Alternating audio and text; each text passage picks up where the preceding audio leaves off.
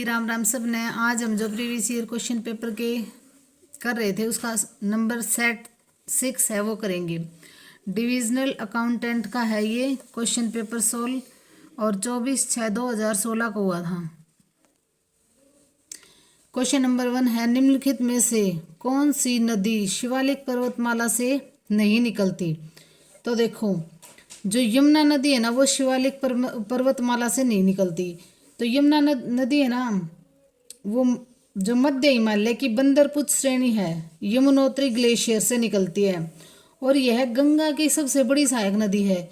यमुना गंगा की सबसे बड़ी सहायक नदी है और यमुनोत्री ग्लेशियर से निकलती है।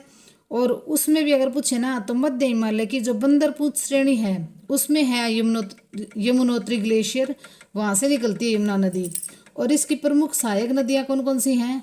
टोंस, हिंडन, केन, बेतवा और चंबल यमुना की सहायक नदियां हैं। अंतर्राष्ट्रीय सौर ऊर्जा का मुख्यालय किस नगर में है? तो अंतर्राष्ट्रीय सौर ऊर्जा का मुख्यालय है गुरुग्राम में। और यह 121 देशों का एक संगठन है जिसका शुभारंभ भारत एवं फ्रांस द्वारा 30 नवंबर 2015 को पेरिस में किया गया था। तो ये हरियाणा के गुरुग्राम में है। और खालसा पंथ की स्थापना किस महीने में हुई थी? तो खालसा पंथ की स्थापना हुई थी वैशाख के महीने में। खालसा पंथ की स्थापना वैशाख के अवसर पर 1699 ईस्वी में सिखों के 10वें जो गुरु थे ना, सिखों के 10वें और अंतिम गुरु कौन थे? गुरु गोविंद सिंह जी द्वारा की गई थी खालसा पंथ की स्थापना 1699 में। और इसके साथ है ना इन्होंने सिखों के एक सैन्य संप्रदाय के रूप में परिवर्तित कर दिया था। तो सिखों का जो संप्रदाय है ना उसको सैन्य संप्रदाय में परिवर्तित कर दिया था खालसा पंथ की स्थापना के साथ ही। और इन्होंने ही पाहुल प्रथा को प्रारंभ किया था। किसने? जो ये गुरु गोविंद सिंह है ना, इन्होंने ही पाहुल प्रथा को प्रारंभ किया था। और सिखों को पंचमकार क्या होते हैं? देखो, जो सिख अपने पास रखते हैं ना उन्हें पंचमकार बोलते हैं। केश, कंगा, कड़ा, कच्छा और कृपाण, ये सिखों के पंचमकार होते हैं। और इनको धारण करने के लिए किसने कहा था? गुरु गोविंद सिंह जी ने। बॉलीवुड का पहला सुपरस्टार किसे कहा जाता था जिसकी मृत्यु 18/7/2012 को हुई थी? तो ये राजेश खन्ना को है ना बॉलीवुड का पहला सुपरस्टार माना जाता है। और वर्तमान में सुपरस्टार अमिताभ बच्चन को माना।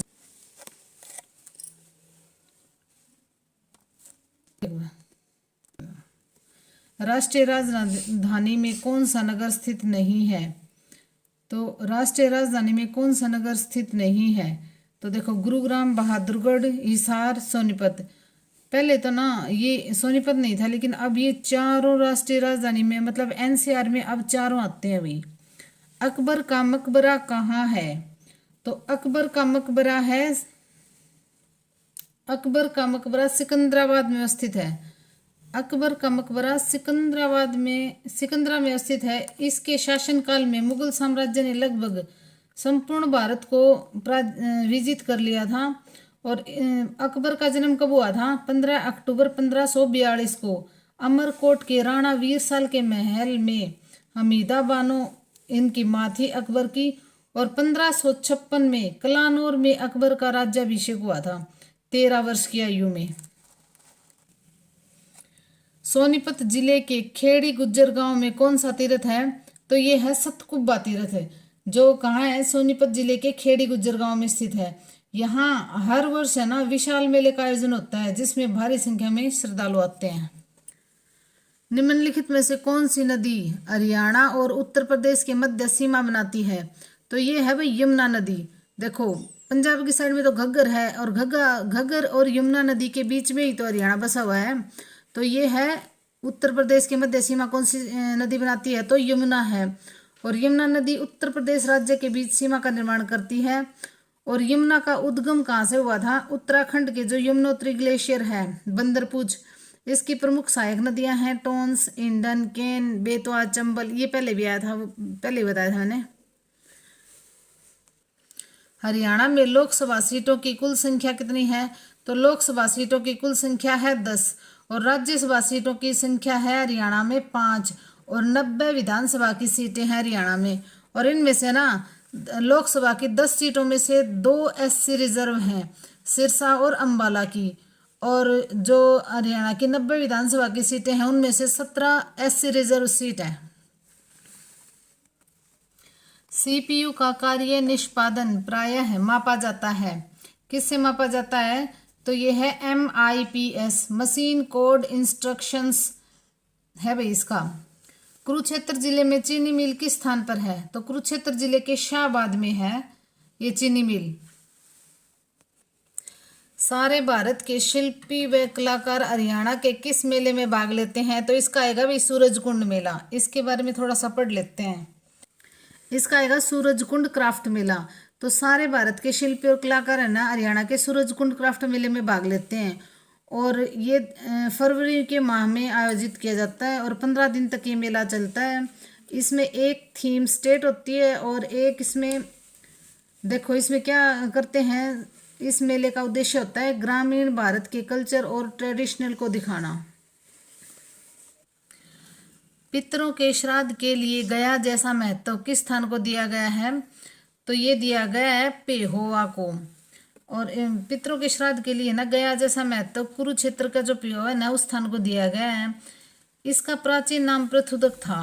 प्राचीन मान्यता के अनुसार इस तीर्थ की रचना ना प्रजापति ब्रह्मा द्वारा सृष्टि के आरंभ में की गई थी।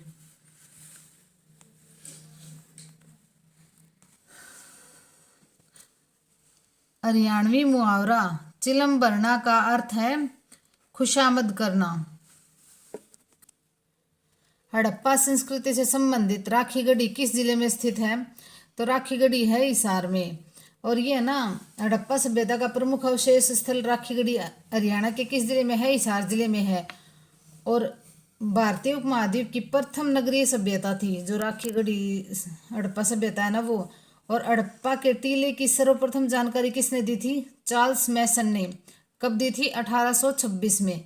और यह हड़प्पा सभ्यता का दूसरा सबसे बड़ा स्थल है। भारत के सबसे बड़े स्थलों में से हड़प्पा सभ्यता का दूसरा सबसे बड़ा स्थल है राखीगढ़ी। और यह प्राचीन सरस्वती नगर के तट पर स्थित है। इसका उत्खनन कार्य किसने किया था? अमेंद्र नाथ ने 1997 में प्रारंभ किया था राखीगढ़ी का। सार्वजनिक रक्तदाता किस रक्त वर्ग में आता है? तो इसका आएगा O। इस रक्त वर्ग में कोई एंटीजन नहीं पाया जाता। तो O में कोई एंटीजन नहीं पाया जाता था, एंटीबॉडी दोनों A और B पाए जाते हैं। O रक्त वर्ग की खोज का श्रेय कार्ल्स लैंडस्टीनर ने को जाता है और ब्लड सर्कुलेशन की खोज विलियम आर्वे ने किया था। भारत के राष्ट्रीय पशु का नाम बताएं। तो भारत का राष्ट्रीय पशु है बाघ, इसको पैंथरा टाइग्रिस भी बोल देते हैं। जबकि राष्ट्रीय पक्षी है मोर। धुलाई का सोडा का आम नाम क्या है? तो धुलाई के सोडे का आम नाम है सोडियम कार्बोनेट और इसको Na2CO3 भी बोलते हैं। और खाने वाले सोडा का नाम क्या होगा? Sodium bicarbonate. देखो बाई से याद कर लो, बाई है ना हमारे घर में काम करने आती है तो क्या करती है? सोडियम बाइकार्बोनेट का यूज करती है और इसका रासायनिक नाम होगा NaHCO3। संस्कृत ग्रंथ श्री भक्त फूल सिंह चरित्रम के लेखक कौन हैं? तो इनके लेखक हैं श्री भक्त फूल सिंह चरित्रम के लेखक पंडित विद्यानिधि हैं। कौन है? पंडित विद्यानिधि। डॉक्टर राजेंद्र प्रसाद द्वारा हरियाणा के किस विश्वविद्यालय की नींव रखी गई थी? तो कुरुक्षेत्र विश्वविद्यालय की नींव रखी गई थी 1956 में। पिंजौर में स्थित गार्डन का क्या नाम है? तो पिंजौर में स्थित गार्डन का नाम है यादवेंद्र गार्डन। पिंजौर स्थित गार्डन का नाम है यादवेंद्र गार्डन। यह 17वीं सदी का बना हुआ है और मुगल शैली जैसा लगने वाला है। जिसका निर्माण किसने करवाया था? पटियाला राजवंश के शासकों द्वारा करवाया गया था। हरियाणा में परंपरागत सिर पर पहनी जाने वाली पगड़ी को क्या कहा जाता है? तो इसको कहा जाता है खंडवा। सदा बहने वाली नदी कौन सी है? तो यमुना सदा बहने वाली नदी है और ये उत्तराखंड के यमुनोत्री ग्लेशियर बंदरपुर से इसका उद्गम होता है। और ये गंगा की सहायक नदी है। प्रशासन के प्रयोजन के लिए भारत को राष्ट्रीय राजधानी क्षेत्र, राज्य एवं देश केंद्र शासित प्रदेशों में बांटा गया है।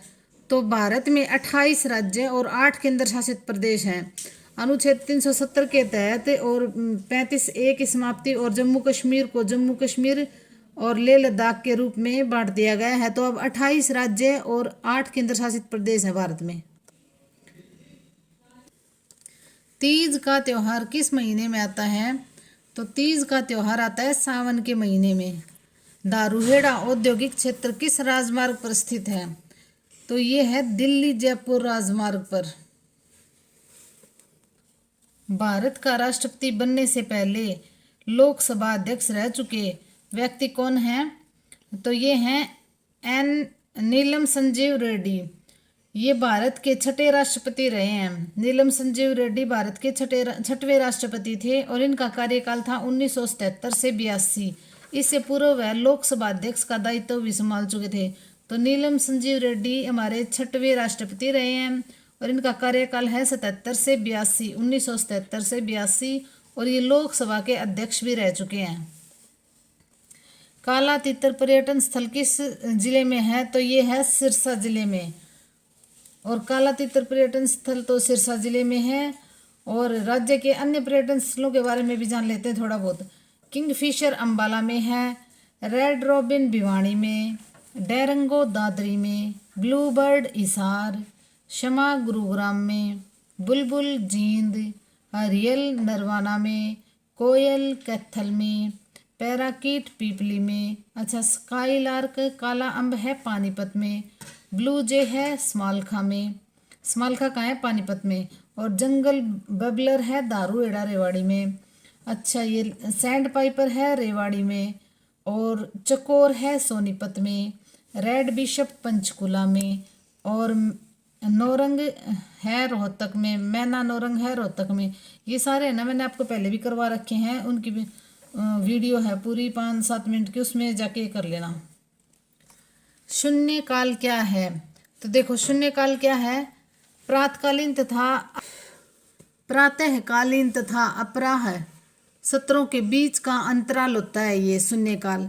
तो संसद में ना शून्य काल दोपहर 12 बजे के आरंभ होता है। शून्य काल कब आरंभ होता है? तो 12 बजे आरंभ होता है, जिसमें सदस्य उन जो मेन मुद्दे होते हैं ना उनको उठाते हैं, जिन्हें टाला नहीं जा सकता। जैसे कोई जनता का जो ज्वलित मुद्दा होता है ना, जैसे अब किसान आंदोलन चला हुआ है, तो ये है ना शून्य काल में उठाए जाएंगे, क्योंकि इनको टाला नहीं जा सकता। तो यह संसद के दोनों सदनों में प्रश्नकाल के बाद के समय के बाद होते हैं ये शून्यकाल। कड़ुला आभूषण महिलाएं किस अंग में पहनती हैं? तो ये महिलाएं बाजू में पहनती हैं। हिंदुस्तान मशीन टूल्स HMT किस नगर में स्थित है? तो ये पिंजौर में स्थित है भाई। अब तो ये बंद होगी, लेकिन पहले बहुत फेमस थी ये। गरौंडा नगर किस जिले में स्थित है? तो ये है करनाल जिले में। एक रसायन जिसका प्रयोग पेयजल के शुद्धिकरण के रूप में किया जाता है, तो ये है क्लोरीन। निम्न में सबसे बाद में गठित जिला कौन सा है? तो इनमें से सबसे बाद में गठित जिला है पलवल। ये 15 अगस्त 2008 को इसका गठन किया गया था, लेकिन पलवल के बाद में है ना दादरी भी बना दिया गया। जो लास्ट जिला है 22वां जिला चरखी दादरी को बनाया गया है 18 सितंबर 2016 को, और पलवल जिला बना था 15 अगस्त 2008 को। हरियाणा में 1857 की क्रांति का बीज कहाँ से शुरू हुआ था? तो हरियाणा में 1857 की क्रांति का बीज हुआ था अम्बाला छावनी से। और है ना ये विद्रोह भारत के प्रथम स्वतंत्रता संग्राम की संज्ञा भी दी जाती है। इसकी शुरुआत 10 मई 1857 को रविवार को हुई थी, मेरठ से हुई थी भाई। समुद्री हवा बहती है, तो समुद्री हवा बहती है दिन के समय। समुद्री हवा दिन के समय समुद्र से स्थल की ओर बहती है। तो समुद्र से स्थल की ओर बहती है क्योंकि स्थल की वायु गर्म होकर ऊपर उठ जाती है, जिसका स्थान समुद्री समीर घेर लेती है। तो समुद्री हवा किस हवा बहती है? दिन के समय। बर्मा अभी जो म्यांमार है कब भारत से अलग हुआ था? तो ये है ना भारत से कब अलग हुआ था? 1937 में। और ये अलग हुआ था कौन से अधिनियम के अंतर्गत? भारत शासन अधिनियम जो 1935 था ना, उसके द्वारा ये भारत से अलग हुआ था बर्मा। चतुर शब्द का भाववाचक संज्ञा कौन सा रूप है? तो ये है चतुराई। चैन शब्द का विलोम पद बताएं। तो चैन शब्द का विलोम क्या होगा? बेचैन होगा, बेचैन। कहानी शब्द का बहुवचन क्या होगा? तो कहानी शब्द का बहुवचन होगा कहानियाँ। देखो इसमें ये अच्छी तरह से देखना, वैसे सारी कहानियाँ कहानियाँ हैं, लेकिन इसका होगा कहानियाँ। आसमान का पर्यायवाची है, तो आसमान का पर्यायवाची क्या है? आकाश। बालक शब्द का स्त्रीलिंग रूप क्या होगा? बालिका होगा। बूढ़े धीरे चलते हैं, इसमें रेखांकित शब्द क्या है? तो इसमें रेखांकित शब्द है क्रिया विशेषण। कोई विधेयक धन विधेयक है या नहीं, इसका निर्णय कौन करता है? तो इसका निर्णय करता है लोकसभा का अध्यक्ष। कोई विधेयक धन विधेयक है नहीं, इसका निर्णय कौन करेगा? लोकसभा का अध्यक्ष करेगा। देखो भारतीय संविधान का अनुच्छेद 110 के अनुसार यदि यह प्रश्न उठता है कि कोई विधेयक धन विधेयक है या नहीं, तो उस पर लोकसभा का अध्यक्ष निर्णय जो लेगा ना, वही अंतिम निर्णय होगा। और लोकसभा का अध्यक्ष प्रमाणित करता है कि विधेयक धन विधेयक है या नहीं। धन विधेयक को केवल लोकसभा में ही पेश किया जाता है। तो देखो ये कितने सारे क्वेश्चन बन गए इसके। भारतीय संविधान का अनुच्छेद कौन सा है? 110 अनुच्छेद के अंतर्गत ये बताया जाएगा कि ये धन विधेयक है या नहीं है। ये कौन बताएगा? लोकसभा का अध्यक्ष बताएगा। अनुच्छेद किसके अकॉर्डिंग? 110 के अकॉर्डिंग लोकसभा का अध्यक्ष ही बताता है। और ये ना जो धन विधेयक है उसको सिर्फ और सिर्फ लोकसभा में ही पेश किया जाता है। 3 क्वेश्चन बन के देख लो भाई इसमें से। पीडीएफ का पूर्ण अर्थ क्या है? तो इसका अर्थ है पोर्टेबल डॉक्यूमेंट फॉर्मेट। हर वेब पेज के लिए एक अनूठा पता है, जिसे क्या कहा जाता है? तो उसे कहा जाता है यूनिफॉर्म रिसोर्स लोकेटर। हर वेब पेज का अपना एक विशेष पता होता है, जिसे URL तो शॉर्ट फॉर्म में बोलेंगे, और यूनिफॉर्म रिसोर्स लोकेटर इसकी फुल फॉर्म होगी। कपटपूर्ण समझौता का अध्ययन है, किसका अध्ययन है? कपटपूर्ण अल्पाधिकार का। तो इसका ये होगा कपटपूर्ण अल्पाधिकार। प्रतिगामी का सिद्धांत विकसित किया था, तो किसने विकसित किया था? सर फ्रांसिस गैल्टन ने 1877 में। सर फ्रांसिस गैल्टन ने 1877 में प्रतिगामी का सिद्धांत विकसित किया था। इसका ये होगा। DGTD का तात्पर्य क्या है? तो इसका तात्पर्य है direct general of trade development. इसका ये आंसर होगा भाई, direct general of trade development. MRTP अधिनियम के अनुसार एकमात्र प्रभावी कंपनी के पास बाजार की हिस्सेदारी होगी। तो इस कितनी हिस्सेदारी होगी? 25%। 1969 के तहत अब एकमात्र प्रभावी कंपनी के पास बाजार की हिस्सेदारी 25% तक होगी। SCSI से तात्पर्य है, तो SCSI से तात्पर्य है small computer system interface. Small computer system interface. तो देखो भाई इनमें से कोई नहीं है, इनमें से तो कोई नहीं है, लेकिन वैसे बता देते हैं SCSI की फुल फॉर्म क्या होगी? स्मॉल कंप्यूटर सिस्टम इंटरफेस, इसकी फुल फॉर्म होगी। इनमें से आंसर होगा इनमें से कोई नहीं। निम्न में से कौन समन्वय के लाभ के लिए जरूरी नहीं है? तो प्रभावी पर्यवेक्षण समन्वय प्रबंध का एक संगठन का प्रथम सिद्धांत है। समन्वय का अर्थ होता है एक संगठन को क्रियाओं में लाना ताकि उसका कार्य सरल हो जाए और वह सफलता प्राप्त कर सके। टेरी महोदय ने ये बताया था। तो इसका आंसर होगा प्रभावी पर्यवेक्षण। मानव संबंध सिद्धांत केंद्रित करता है, तो ये करता है व्यक्तियों की भूमिका। गैट अस्तित्व में आया, तो गैट कब अस्तित्व में आया था? 1948 में। गैट की स्थापना 1948 में हुई थी। कब हुई थी? जब 23 देशों ने कस्टम टैरिफ कम करने के लिए हस्ताक्षर किए थे। गैट के स्थान पर 1 जनवरी 1995 को विश्व व्यापार संगठन की स्थापना की गई है। तो देखो बहुत इंपॉर्टेंट क्वेश्चन है, ये पूछ लेंगे गैट के स्थान पर अब कौन काम कर रहा है, तो 1 जनवरी 1995 से विश्व व्यापार संगठन की स्थापना की गई है गैट के स्थान पर। यह संगठन नए व्यापार समझौतों के बदलाव और उन्हें लागू करने के लिए उत्तरदायी है। भारत भी इसका सदस्य देश है। तो गैट की फुल फॉर्म क्या होगी? General agreement of traffic tariffs and trade. इसका मुख्यालय कहाँ है गैट का? तो इसका मुख्यालय है जेनेवा में। और वर्तमान में WTO ने 1 जनवरी 1995 से गैट का स्थान ले लिया। तो गैट के स्थान पर अब WTO काम कर रहा है। विशेष दिनांक पर वित्तीय स्थिति विवरण में डैश की संपत्ति, देनदारी एवं व्यापारिक संस्था की पूंजी का वर्णन होता है। तो किसका वर्णन होता है? कथन की संपत्ति। IP एड्रेस का गठन किया गया है। तो IP एड्रेस का गठन किया गया है 32 बिट्स।